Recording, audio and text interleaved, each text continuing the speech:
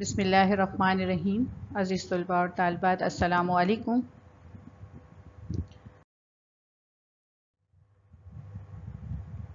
آج ہم 11ویں جماعت کے مضمون اردو کے ساتھ آپ کی خدمت میں حاضر ہیں۔ عنوان ہم نے آج قطع یعنی قطعات اقبال، تنبا تقدیر اور رئیس امروہی کا مہک منتخب کیا ہے، جس پر لیکچر دیں گے اور لیکچر نمبر یہ ہمارا 1 ہوگا۔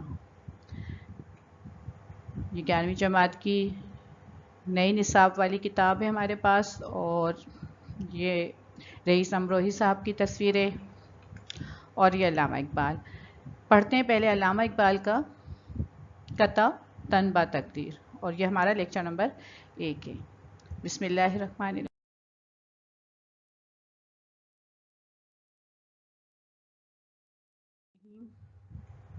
اچھا، قطعات اقبال تنبا تقدیر، خوبصورت اشعار کے ساتھ شروع کرتے ہیں علامہ اقبال کے بارے میں تعارف۔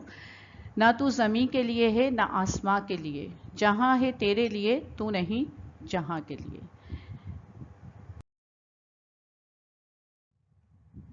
قطع پڑھنے جا رہے ہیں تو قطع کی تعریف کو سمجھ لیتے ہیں۔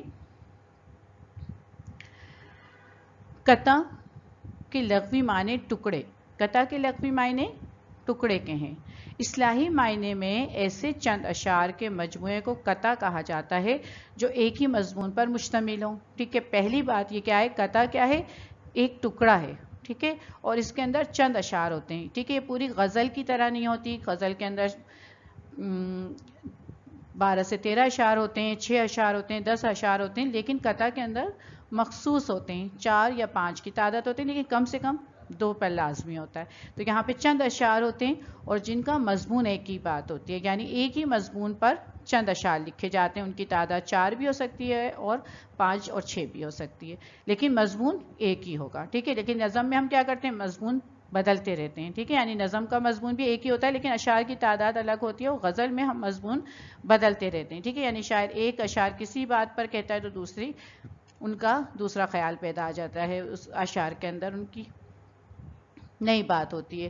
تو یہاں پر جو ہم قطع بیان کر رہے ہیں تو اس کے معنی ہیں چند اشعار ہوں گے اور وہ ایک ہی مضمون پر لکھے جائیں گے۔ ٹھیک ہے، بات سمجھ آئی؟ اب آ جائیں، قطع ایک سمت شعر ہے، یعنی کیا ہے، اس کی صفت کیا ہے، شعر کے، ٹھیک ہے، جس میں قوافی کی ترتیب غزل کے مطابق ہوتی ہے، یعنی قافیے کس کے مطابق ہوتے ہیں، غزل کے مطابق اس کے اندر قافیے ہوتے ہیں۔ جیسے غزل کے اندر قافیے ہوتے ہیں تو یہ چند اشعار اگر ہم لکھیں گے تو اس میں بھی ہمیں قافیے کا خیال رکھنا ہوگا، لیکن اس کے اندر مطلع نہیں ہوتا۔ ٹھیک ہے، یعنی یہ 4 اشعار پر مشتمل، 5 اشعار پر مشتمل ہوتا ہے تو اس میں مطلع نہیں ہوتا، اور نہ ہی متکا ہوتا ہے۔ متکا کیا ہوتا ہے، جو کہ متکا شعر یعنی وہ شعر جس کے اندر شاعر اپنا تخلص بیان کرتے ہیں، وہ بھی اس کے اندر قطع کے اندر ہونا ضروری نہیں ہے۔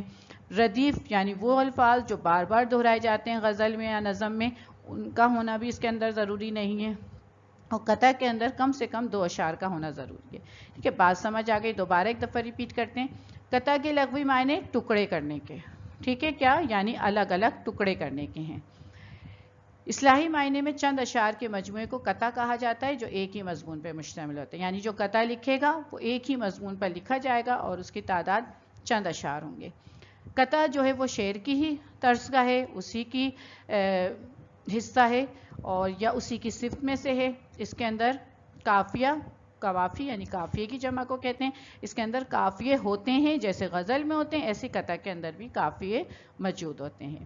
اچھا، اس میں مطلع نہیں ہوتا۔ مطلع کس کو کہتے ہیں، غزل کے پہلے شعر کو تو ایسا کوئی پہلا شعر نہیں ہوتا بلکہ خود 4 سے 5 اشعار پر مشتمل ہوتا ہے۔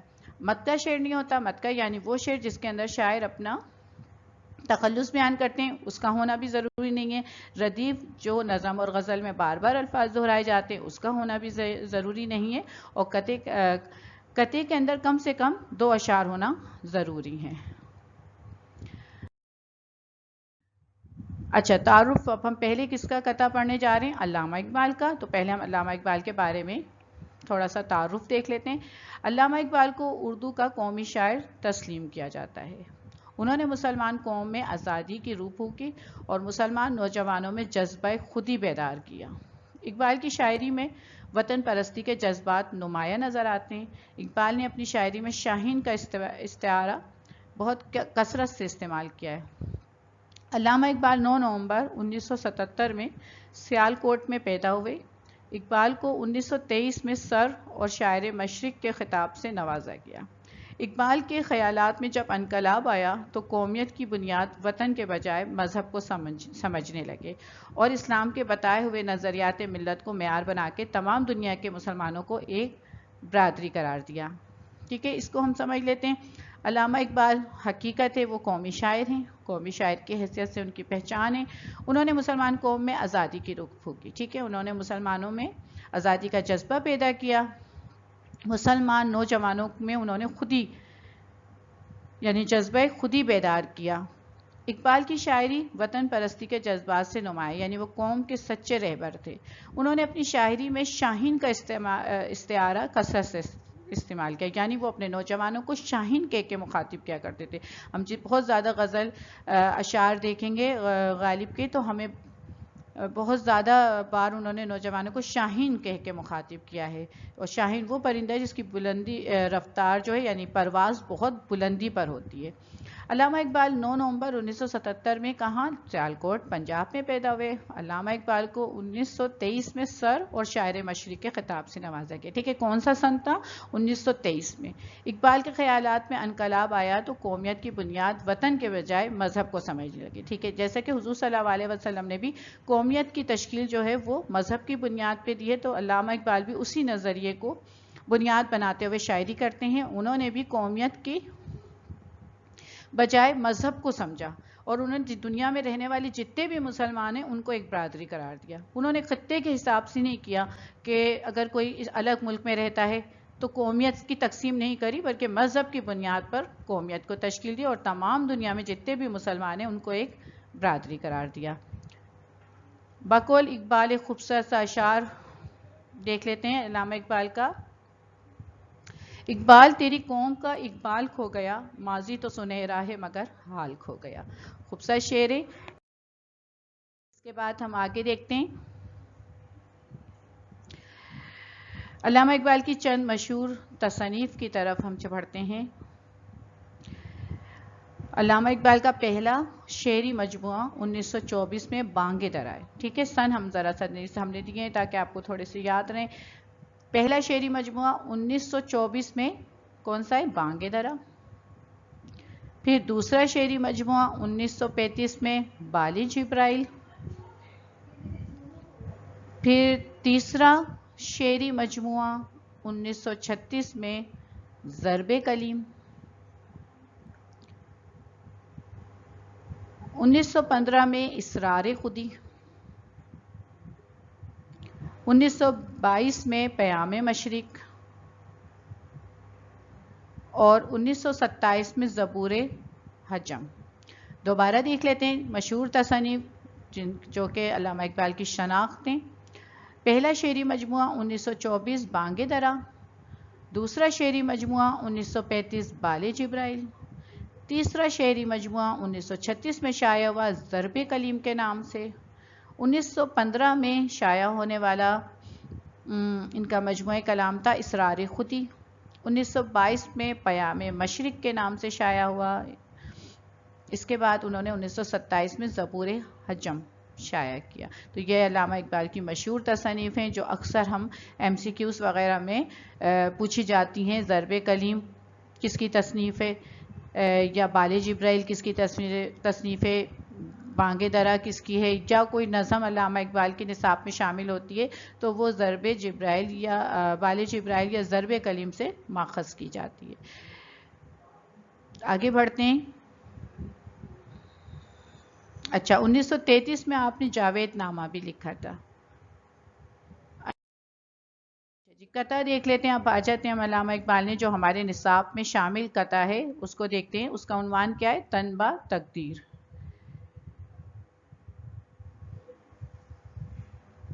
اسی قرآن میں ہے اب ترک جہاں کی تعلیم، جس نے مومن کو بنایا ماہ و پروین کا امین۔ تن با تقدیر ہے آج اس کے عمل کا انداز، تھی نہاں جس کے ارادوں میں خدا کی تقدیر۔ تھا جو نہ خوف با تدریج وہی خوب ہوا، کہ غلامی میں بدل جاتا ہے قوموں کا ضمیر. اچھا، اس قطع کو اگر ہم لفظی طور پہ سمجھنے کی کوشش کرتے ہیں تو یہاں پہ دیکھتے ہیں اسی قرآن میں ترک جہاں کی تعلیم، قرآن کریم میں دنیاوی تعلیم کو ترک کرنے کا حکم دیا ہے اور اسلامی قوانین اور اسلامی تعلیم یعنی قرآن کی تعلیمات پر عمل کرنے کا حکم ملا ہے. جس نے مومن کو بنایا ماہ و پروین کا امین، یعنی جس نے مومن کو بنایا نیک، بہتر، امیر، حکمران. تن با تقدیر ہے آج اس کے عمل کا انداز، یعنی وہ کہتے ہیں کہ وہ اپنی تقدیر جو تھا مومن وہ خود بناتا تھا، اپنے عمل کے ذریعے اپنی تقدیر بناتا تھا. ٹھیک ہے، تن با تقدیر ہے آج اس کے عمل کا انداز. جب مومن جو ہے وہ اپنی تقدیر خود بناتا تھا. نہیں پہا اس کے ارادوں میں خدا کی تقدیر، وہ اللہ تعالیٰ کی تقدیر پر عمل تو یعنی اللہ تعالیٰ کی تقدیر اللہ تعالیٰ نے خود کہا کہ تم اپنی تقدیر کو خود بناؤ. تو یہاں پر وہ یہی بتاتے ہیں، جس پہ علامہ اقبال نے خوبصورت اشعار بھی لکھے ہیں. تھا جو نہ خوف بتدریج وہی خوب ہوا، یعنی وہ کہتے ہیں جس کا برا سمجھتے تھے ہماری قوم کے لوگ آج اسی چیز کو وہ خوب سمجھ رہے ہیں، اچھا سمجھ رہے ہیں کہ غلامی میں بدل جاتا ہے قوموں کا ضمیر. جب ان کے اندر غلامی آ جاتی ہے تو وہ اپنے ضمیر کو پھر جھنجھوڑتے ہیں اور پھر دوبارہ کامیابی کی طرف اٹھتے ہیں. تو یہاں پر در حقیقت جو ہماری قوم نے تقدیر کو غلط معنوں میں استعمال کرتے ہیں اس کی وضاحت کی گئی ہے اس قطع کے اندر. ٹھیک ہے، اس کی تشریح دیکھ لیتے ہیں ہم.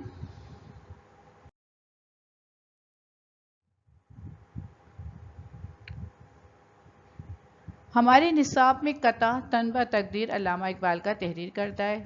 علامہ اقبال کا یہ قطع مسلمانوں کے زوال اور مسلمانوں کی نظر میں تقدیر کے غلط معنی اور مفہوم کی وضاحت کرتا ہے. یعنی مسلمانوں کی تقدیر میں مسلمان جو ہے وہ اپنے نظریے میں تقدیر کے غلط معنوں کو سمجھ رہے ہیں. اقبال کہتے ہیں جو قوم اپنے ہاتھ سے خود اپنی تقدیر لکھا کرتی تھی آج ہاتھ پر ہاتھ دھرے تقدیر کی مرہوم منتیں. قوم اپنی ناکامیوں پر تقدیر کو مورد الزام ٹھہرا کر بری ذمہ نہیں ہو سکتی. جس کائنات کو تسخیر کرنے کی دعوت دی تھی اسی قرآن سے آج مسلمانوں نے ترک دنیا کا درس آغاز کر لیا ہے. بالآخر جو مسلمان کے نزدیک سخت ناپسندیدہ تھیں وہی چیزیں مسلمانوں کے لیے عزیز ہو گئی ہیں. یہاں اقبال کہتے ہیں کہ اس سب غلامانہ سوچ کی وجہ سے اگر ہم ذہنی غلامی سے آزادی حاصل کر لیں تو اپنا کھویا ہوا مقام حاصل کر سکتے ہیں. جیسے کہ ہم نے آپ کو پہلے بتایا تھا کہ جو قطع ہے اس کے اندر علامہ اقبال کی یہی بات کی وضاحت ہے کہ مسلمان جو ہے وہ تقدیر کے صحیح معنوں کو نہیں سمجھ رہے. وہ کہتے ہیں کہ اقبال کا یہ قطع مسلمانوں کی زوال اور مسلمانوں کی نظر میں تقدیر کی غلط معنی اور مفہوم کی وضاحت کرتا ہے. اقبال کہتے ہیں جو قوم اپنے ہاتھ سے خود تقدیر لکھا کرتی تھی، ٹھیک ہے، آج ہم حقیقت ہے کہ اگر ہم اپنی پرانی سلطنت یا پرانے حکمرانوں کو دیکھیں تو ہم تقریباً بر صغیر سے بھی زیادہ پوری دنیا پر ہماری حکمرانی ہو گئی تھی. ٹھیک ہے، لیکن اس کے بعد ہم عیش و عشرت کے عادی ہو گئے. تو پھر کیا ہمارے حکمران ہاتھ پر ہاتھ دھر کے بیٹھ گئے اور جو تباہی اور پریشانی ہوئی اس کو الزام دے دیا تقدیر میں. یعنی جو اقتدار ہم سے چھین لیے گئے تو ہم نے اپنے آپ کو تسلی دینے کے لیے کہہ دیا کہ یہ تو تقدیر میں ہی نہیں تھا اس لیے ہم سے چھن گیا. تو وہ اسی بات کو وضاحت کرتے ہیں کہ ہم تقدیر کو ہم اپنے جو ناکامی ہے وہ تقدیر کو مورد الزام نہ ٹھہرائے اور اب خود بری ذمہ ہو جائیں. یعنی ہم تقدیر کے اوپر الزام لگا دیں اور خود ہم کوئی محنت اور جد و جہد نہ کریں، کوئی کامیابی کی ترقی کی سیڑھیاں چڑھنے کی کوشش نہ کریں اور سارا الزام ہم اپنی تقدیر کو دے دیں، تو یہ غلط ہے. اس سے مسلمانوں کو بچنا چاہیے. جب مسلمان پوری کائنات کو تسخیر کرنے کی دعوت دی تھی اسی قرآن سے آج کے مسلمانوں نے ترک دنیا کا درس آغاز کر لیا. وہ کہتے ہیں جب قرآن سے اللہ تعالیٰ نے حکم ملا تھا ہمیں کہ پوری دنیا پر اختیار حاصل کرو، پوری دنیا میں اسلام کو پھیلاؤ، تو ہم نے اسی چیز کو ترک کر دیا. یعنی مسلمانوں نے کس کو؟ قرآن اللہ کی جو تعلیمات ہے، قرآن پاک کے اصولوں کو اپناتے ہیں لیکن اس پابندی کے ساتھ نہیں عمل کرتے. بالآخر جو مسلمانوں کے نزدیک ناپسندی جاتی چیزیں تھیں وہی مسلمانوں کے لیے اب عزیز ہو گئی ہیں. ٹھیک ہے، بہت سارے ہماری ایسی رسم و رواج میں تبدیلی ہو گئی ہے، ہمارے طور طریقوں میں تبدیلی ہو گئی ہے، مسلمانوں کی عادت اور اخلاق بدل گئی ہیں، مسلمانوں کے کام بدل گئے ہیں، مسلمانوں کا جوش بدل چکا ہے، مسلمانوں کا ایمان میں کمزوری آ چکی ہے. تو وہ یہی کہہ رہے ہیں جو چیزیں ہم سب ناپسند تھیں آج ہم انہی چیزوں کو عزیز رکھتے ہیں. تو اقبال کہتے ہیں یہ سب غلامانہ سوچ کی وجہ سے، یعنی آج ہم غلام ہو گئے کس کی؟ انگریزی تہذیب کے ہم غلام ہو گئے. ہم ہر انگریزی چیز کو پسند کرتے ہیں، جو چیزیں باہر کے ملکوں سے آتی ہیں ہم ان سے زیادہ متاثر ہوتے ہیں، ہم ان کو اپنانے کی کوشش کرتے ہیں. تو کیا ہم ذہنی طور پہ غلام ہوتے جا رہے ہیں؟ اور جس دن ہم یہ غلامی کی زنجیروں کو توڑ دیں گے اور اللہ کی ایک رسی کو پکڑ لیں گے تو ہم دوبارہ اپنا کھویا ہوا مقام حاصل کر سکتے ہیں. تو تشریح آپ کو سمجھ میں آئی ہوگی، ایک دفعہ اور پڑھ دیتی ہوں. ہمارے نصاب میں قطع تنبہ تقدیر علامہ اقبال کا تحریر کردہ ہے. علامہ اقبال کا یہ قطع مسلمانوں کے زوال اور مسلمانوں کی نظر میں تقدیر کے غلط معنی اور مفہوم کی وضاحت کرتا ہے. یعنی ہم کیا سمجھیں؟ ہم غلط تقدیر کے معنوں کو غلط تصور کرتے ہیں. اقبال کہتے ہیں جو قوم اپنے ہاتھ سے خود تقدیر لکھا کرتی تھی، یعنی جب ہم محنت کرتے تھے، جوش تھا ہمارے اندر، جذبہ تھا، اسلام کی سربلندی کے ساتھ قدم بڑھاتے تھے، تو اس وقت ہم بہت ترقی کرتے تھے. لیکن اب ہم نے تقدیر کی مرہون منت ہو گئے، یعنی اب ہم جو اپنے ہاتھ پہ ہاتھ دھر کے بیٹھ گئے، جو ہماری تباہی ہے وہ ہم کس کو الزام دے رہے ہیں؟ اپنی تقدیر کو. تو یہ اس سے انسان بچ نہیں سکتا. ٹھیک ہے. تو اب وہ اس کے بعد کہتے ہیں جب کائنات کو تسخیر کرنے کی دعوت دی تو اسی قرآن سے آج مسلمانوں، یعنی اللہ تعالیٰ نے ایک طریقہ بھی بتا دیا ہے قرآن کے ذریعے کہ دنیا کو اگر حاصل کرنا ہے تو قرآن پر عمل کرو. اور بہت سارے چیزیں ایسی ہیں جو ہم غیر اسلامی ہیں ان کو ہم پسند کرتے ہیں، جو کہ ہمارے نزدیک بری ہونی چاہیے تھی. پہلے ہم ان چیزوں کو ناپسند کرتے تھے لیکن آہستہ آہستہ ان چیزوں کو ہم پسند کرنے لگے. تو وہ یہی کہتے ہیں غلامی سے بچنے کے لیے ہمیں دوبارہ اپنا کھویا ہوا مقام حاصل کرنے کے لیے دوبارہ اللہ تعالیٰ کی رسی کو مضبوطی سے پکڑنا پڑے گا. تو یہ تو ہم نے قطعات اقبال پڑھا، لفظی طور پہ اس کو سمجھا، تشریح پڑھی اور تشریح سمجھی. آگے دیکھ لیتے ہیں. اب ہم دیکھتے ہیں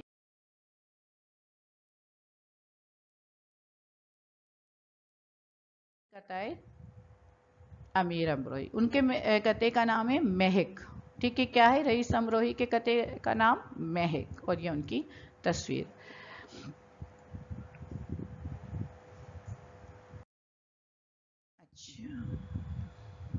تعارف شاعر دیکھ لیتے ہیں، رئیس امروہی کا بھی دیکھ لیتے ہیں اور اس کو بھی سمجھتے ہیں.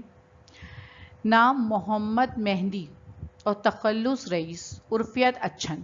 ٹھیک ہے. یعنی یہ پیار سے کیا کہلائے جاتے تھے؟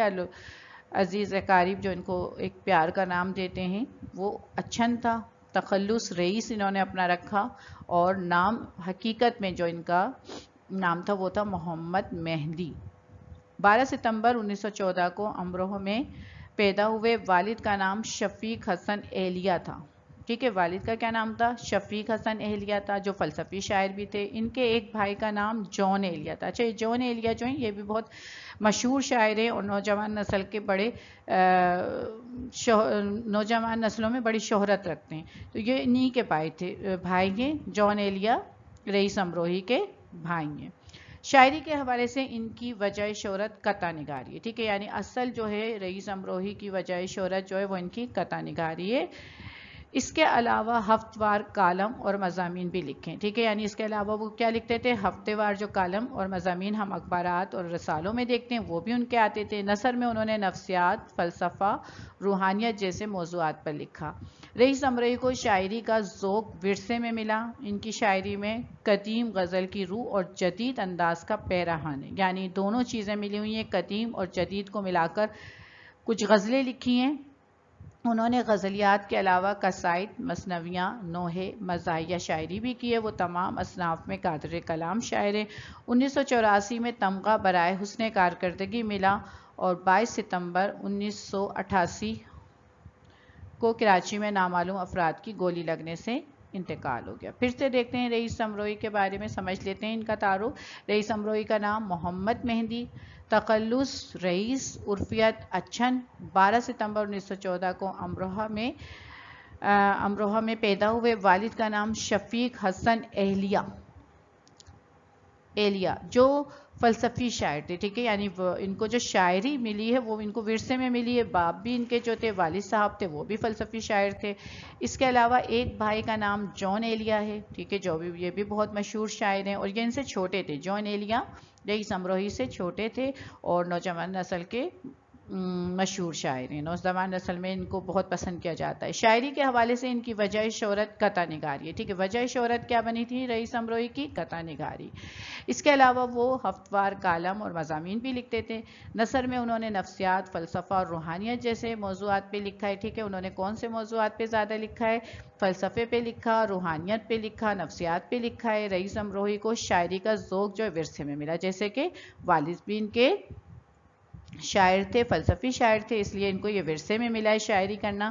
ان کی شاعری میں قدیم غزل کی روح اور جدید کا انداز ہے، یعنی پرانی روح ہے، پرانی طریقے کا انداز ہے اور اس کو جدید طریقے سے بیان کرتے ہیں. یعنی روح جو ہے وہ پرانی ہے اور انداز ان کا نیا ہے. انہوں نے غزل کے علاوہ قصیدے، مثنویاں، نوحے، مرثیہ شاعری بھی کی ہے. وہ تمام اصناف میں قادر الکلام تھے، یعنی تمام جو یہ انہوں نے قصائد لکھے، مثنوی لکھی، نوحہ لکھی، ان سب میں وہ ماہر تھے. اس کے علاوہ 1984 میں ان کو تمغہ برائے حسن کارکردگی بھی ملا. 22 ستمبر 1988 کو نامعلوم افراد کی گولی لگنے سے انتقال ہو گیا. رئیس امروہی صاحب کی بھی کچھ کتابوں کو دیکھ لیتے ہیں. مشہور تصانیف دیکھ لیتے ہیں. الف پس غبار، حکایت نے، ملبوس بہار، با حضرت یزدان، نجم السحر، اثار انا من حسین، قطعات اول اور دوم. ٹھیک ہے، یہ مشہور ان کی تصانیف تھی. قطعات دیکھتے ہیں. اچھا، رئیس امروہی کے قطع کا نام ہے مہک. گھنگور گھٹا کہاں کے فی الحال، اڑتا ہے غبار سا ہوا میں، سنتے ہی آ رہی ہے برکھا، ساون کی مہک نہیں فضا میں. رئیس امروہی کا ہے گھنگور گھٹا کہاں کے فی الحال، اڑتا ہے غبار سا ہوا میں، سنتے ہی آ رہی ہے برکھا، ساون کی مہک نہیں فضا میں. جی ہاں، یہ بھی سیاسی پہلو کے لحاظ سے انہوں نے اس پہ شاعری کی ہے. تشریح دیکھتے ہیں اس کی.